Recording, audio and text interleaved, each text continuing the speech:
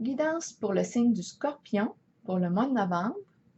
Je vous invite à vous laisser inspirer par les images et les mots de ces cartes, tout en vous rappelant que vous pouvez interpréter ce jeu différemment. Pour commencer avec la carte de la tentation et celle du chagrin et peine. Ici, c'est un peu comme si on avait de la difficulté à prendre plaisir, à jouir de la vie.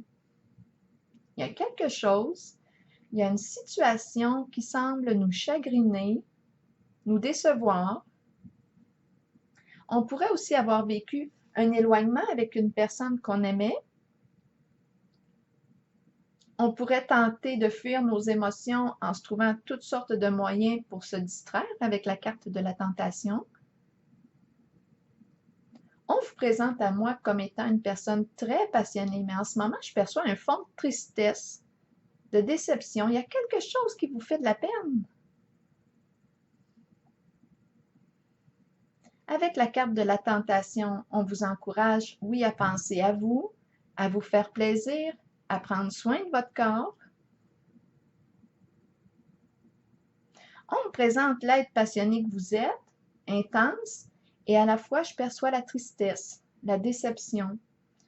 Est-ce que c'est parce qu'on est un peu plus déprimé ces temps-ci? C'est possible. Est-ce parce que vous œuvrez dans un domaine où vous êtes en contact avec la souffrance, la peine des gens? C'est aussi possible.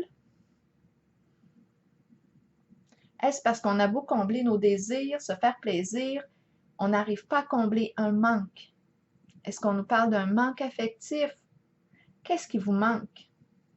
Qu'est-ce qui vous attriste?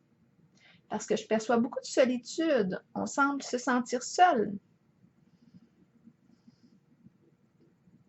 La carte du triomphe maintenant et celle du conflit et défaite. Ces deux cartes appartiennent à votre passé. Ici, ce n'est pas un parcours qui s'est vécu en ligne droite, en ligne directe vers votre destination qu'on me présente. On a peut-être bien fait une chute à cheval et on s'est relevé. On a fait preuve de persévérance, de ténacité. Apprendre à s'accorder avec son cheval, à faire corps avec son cheval, bien ça demande du temps.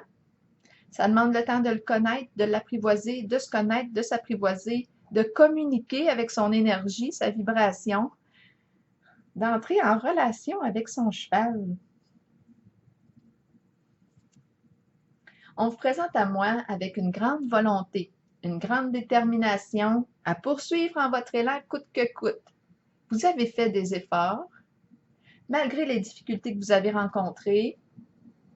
Il y a des occasions où vous auriez bien pu abandonner, mais ce n'est pas ce que vous avez fait. Il y a des fois où je me demande où est-ce que vous puisez votre énergie. Donc ici, quand je regarde les cartes du passé, oui, on a probablement rencontré des obstacles et oui, on a appris de nos expériences passées. Les énergies maintenant qui sont plus au temps présent sont des énergies d'accomplissement, de succès avec la carte de l'univers. On parle de couronnement. On est libre ici d'être qui on veut être, de faire ce qu'on a envie de faire. On est libre. Associé avec la carte souvenir d'amour, bien ici on nous dit qu'une personne, une connaissance, peut-être un ou une amie, du passé fait un retour dans votre vie. C'est possible ici que cette personne se présente pour vous apporter du soutien, pour vous accompagner. Là, on vous invite, avec la carte souvenir d'amour, à être à l'écoute, à savoir si sa présence vous tire vers le bas, draine votre énergie, ou si elle stimule votre élan de vie. Si elle vous stimule, vous encourage, vous soutient en la réalisation de votre projet. On pourrait aussi parler d'un projet tant sur le plan professionnel que sur le plan amoureux. Est-ce que cette personne qui revient du passé fait preuve de respect à votre égard? Est-ce que vous vous sentez en paix à son contact ou tourmenté? Est-ce que cette personne se présente pour vous aider?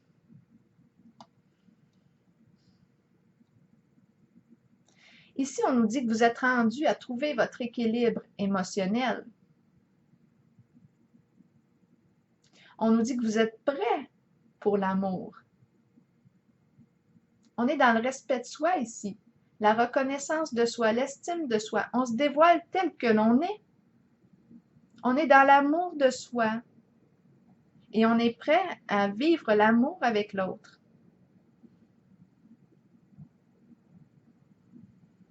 Donc, si être en amour, faire une rencontre, était votre objectif, bien une occasion se présente. Une personne qui réveille des mémoires du passé, qui éveille des souvenirs, qui vous rappelle c'était quoi d'être amoureux, amoureuse. On réanime une flamme. Donc ici, j'ai plus l'impression que ce sont des souvenirs heureux qui reviennent. Ça penche plus vers le positif à mes yeux. On pourrait parler d'amour universel ici, mais c'est vrai que quand on est en amour, on dirait qu'on se met à aimer tout le monde, que le cœur s'ouvre. Cette carte de l'univers représente aussi la carte du monde dans le tarot traditionnel, qui pourrait aussi représenter l'occasion de faire des voyages à l'étranger.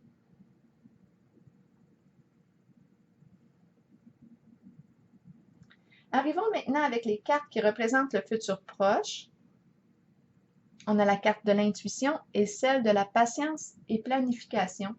Ici, on est invité à se tourner vers l'intérieur, à se mettre à l'écoute de soi, de notre intuition, de notre cœur. On est invité à faire une pause, à se déposer, à se recentrer, à observer. Avec la carte de la patience et planification, on est invité à réévaluer nos objectifs, nos relations aussi, une sorte de mise à jour. Où est-ce que vous en êtes rendu aujourd'hui? Qu'est-ce que vous souhaitez vraiment vivre dans votre cœur? Parce que vos objectifs peuvent avoir changé avec le temps, tout comme vous. Vous avez possiblement changé. Quels sont vos besoins maintenant? Qu'est-ce qui vous manque? Et de quelle façon souhaitez-vous répondre à votre besoin? Par quels moyens souhaitez-vous satisfaire le besoin que vous avez identifié? Qu'est-ce que vous avez vraiment le goût de vivre? On est invité ici à prendre le temps de s'écouter, à se mettre à jour. Où est-ce qu'on en est aujourd'hui? Qu'est-ce qu'on a le goût de vivre? Est-ce qu'on a le goût de voyager plus léger? Alors voilà. C'est ici que je prends la pause et je vous souhaite un beau mois de novembre.